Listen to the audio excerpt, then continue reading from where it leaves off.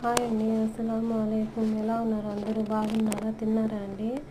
ఇది సనియా జిజాజ్ అండి, కొంచెం ఫుల్ వీడియో అండి ఇది.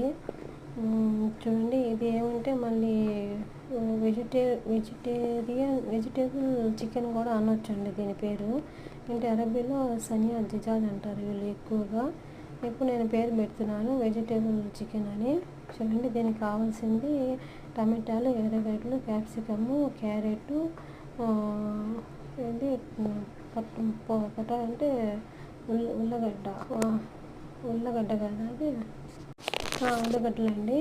చూడండి, అది అలా కోసుకొని కొంచెం పెద్దగా కోసి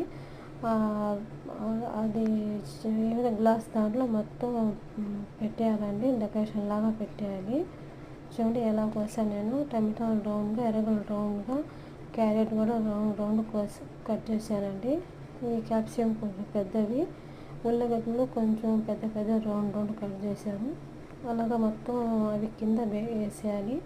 ఆ గ్లాస్ దాంట్లో మొత్తం కింద మొత్తం సైజ్ మొత్తంగా 4 పషాలు మొత్తం పేర్చేయాలి.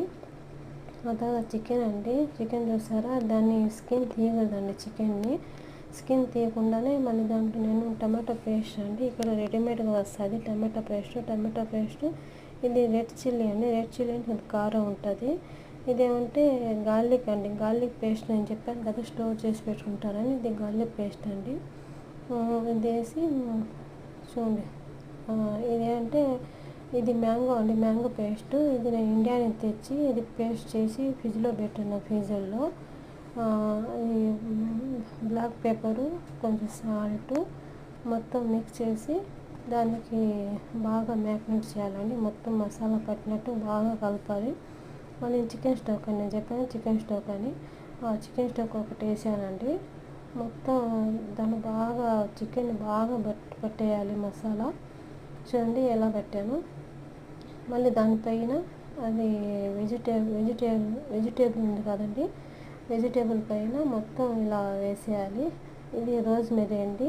రోజ్మెరీ కొంచెం నలిపేయాలండి, దానికి వాసన వస్తుంది. ఒరగాను దీని టేస్ట్ ఇక్కడ చెప్పాను కదా, ఇక్కడ అరబీ వాళ్ళు ఇవి ఉంటే ఎక్కువ టేస్ట్ దానికి బాగుంటుందండి టేస్ట్. చూడండి, అది 2 పక్కల అలా మసాలా వేసి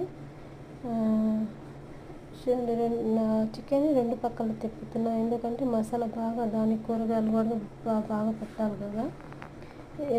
పట్టి దానికి మళ్ళీ అంటే మొత్తం క్లోజ్ చేసేయాలండి. క్లోజ్ చేసేసి ఓవెన్లో పెట్టేయాలి. చూడండి, ఓపెన్లో రెడీ అయిపోతుంది ఇప్పుడు.